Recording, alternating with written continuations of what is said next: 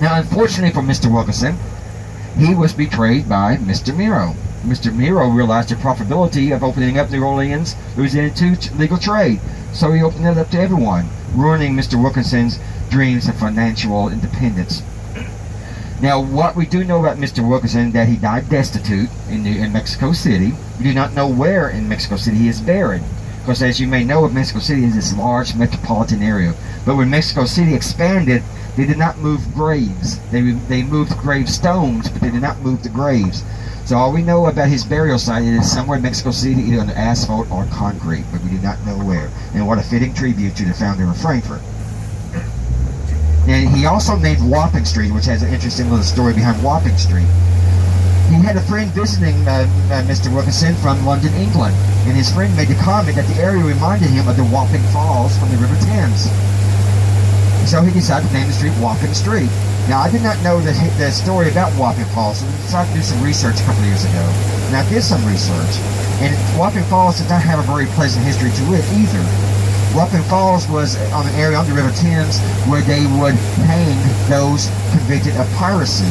And they would have 3 times of high waters come in, and they would wash those bodies away. The area became known as the Wapping Falls because the bodies were just walked away.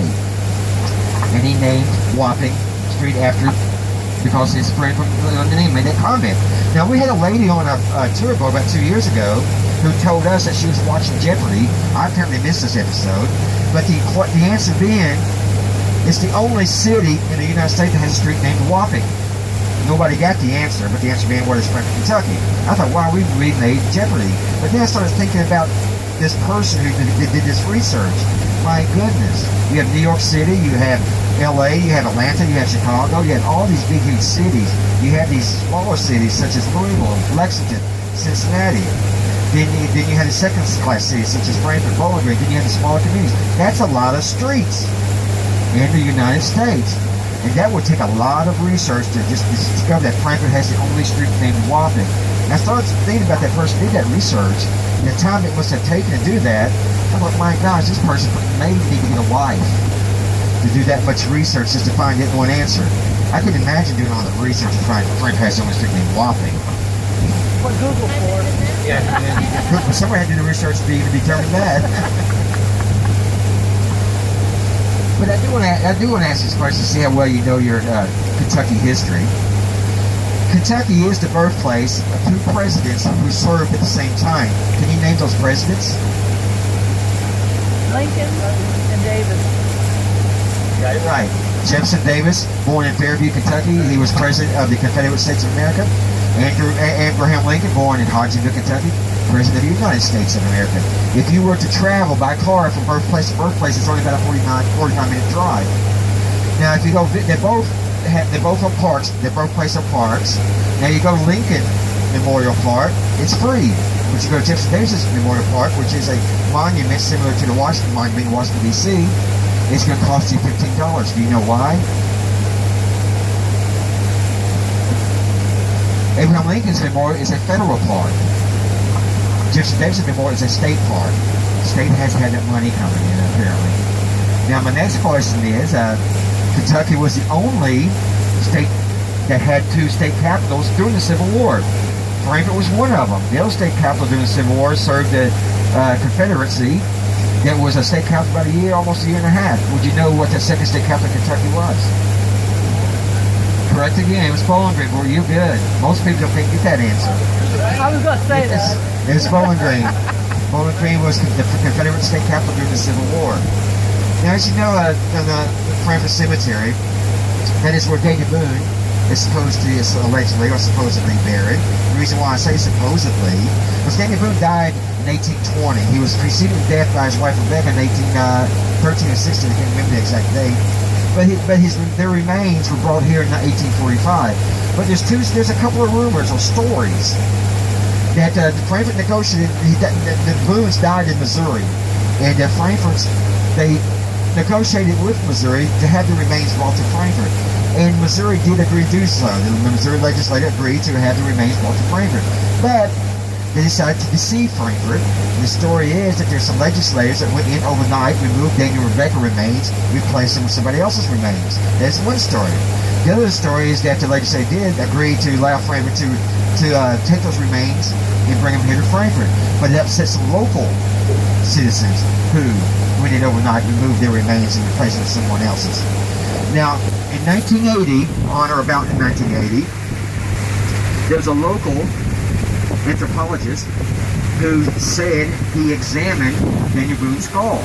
And he arrived at the conclusion that the skull, there was of Negroid descent, therefore being African American and not Daniel Boone. That's what he said he studied. We're not even certain that he did do that. But nevertheless, there's some people that believes that those are not Daniel and Rebecca Boone's remains, while others like myself believe that they are. Nevertheless, there is a monument. That the monument standing today is not the original monument. The original monument was destroyed by vandals. I used to know the date that this monument was placed there, but unfortunately I can't remember. I'm getting to that age to premature senility. But nevertheless, that monument has 4 panels. 3 of those 4 panels shows Daniel Boone's wearing a coonskin hat. Now, if you ever had read the history of Daniel Boone, or you see portraits of Daniel Boone, he never wore a coonskin hat. David Crockett did, but Daniel Boone never did. But we were wondering why there's 3 of those panels show Daniel Boone wearing a coonskin hat. Grant and I were talking about it today, and we arrived at one theory, which sounds reasonable to us. That's the reason why they show him wearing a coonskin hat. We blame Fess Parker. Now, do you know who Fess Parker is? Do you know Fess Parker? Did you know Fess? In the 60s, there was a weekly show titled Daniel Boone. Fess Parker was the actor who portrayed Daniel Boone, and in that series, he wore a coonskin hat. So that's the reason why we blame Fess Boone for those panels showing Daniel Boone wearing a coonskin hat. History does not support that. Now in that book, you'll see a picture of a tugboat that is pushing some logs down the river. That was the lumber trade. That was the way that they got lumber here in Frankfort up to the from the 19th century to the early 20th century. They would bring these logs to lumber mills that converted them into lumber. But what that picture doesn't show you is that prior to tugboats pushing logs here, there were men from eastern Kentucky that would fell the trees, and they put them on these skids, and the skids would put them in the river, and these men would take binder twine and bind these logs into makeshift rafts.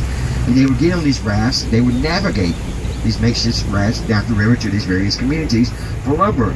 And they did have locks and dams doing that area, so these men with these makeshift log rafts had to navigate those logs through these dams, through these locks, and through these various bends in the Kentucky River. And Frankfort had about 3 lumber mills. One of these lumber mills was located here. There was also a lumber mill on the opposite side of the river. But you can see some stonework here. That is where a lumber mill was once located, where they bring the logs, and they would convert the logs to lumber. But that trade ended in the 1930s. But this area here remained a lumber company. It became Blanton Lumber Yard, which was closed in 1968 or 69, or 1970, somewhere in that area. On the opposite side of the river was a lumber mill. That eventually became a lumber yard. It was the Frankfort Lumber Company. They closed in 2004. Now, where the railroad, right where we got on the boat for this tour, there's also a lumber mill located there in that area that also converted those logs into lumber. What was the name of it? I don't know the name of it yet. Because I know these were not the days by the ice stove. Yeah, by the Frankfort Ice and Coal.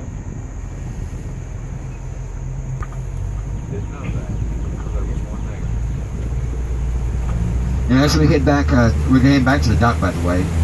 You won't get to the Singing Bridge. You'll see the Federal Commons Building. The Federal Commons Building was built in 1860. Oh my gosh, I forgot the date. Late 1860s. But that's where the federal government did its business. That's where the federal courthouse located until 1971, when they moved it to their current location. It was a home for the Frankfort Post Office until 1965, when Frankfort Post Office moved off Miro Street. But in 1965, it became a temporary home to the Paul Sawyer Public Library. It became a permanent home to Paul Sawyer Public Library in 1975. The Paul Sawyer Library moved out in 2005 and moved into the next to it. Today, the Federal Commons does home back to Texas University, which which has some administrative offices located in the building. Now behind the Federal Commons building, you see the steeple from the Good Shepherd Church, which no longer owns that building. They no longer have services there. That building was just recently bought by a local, he's from Louisville, but he owns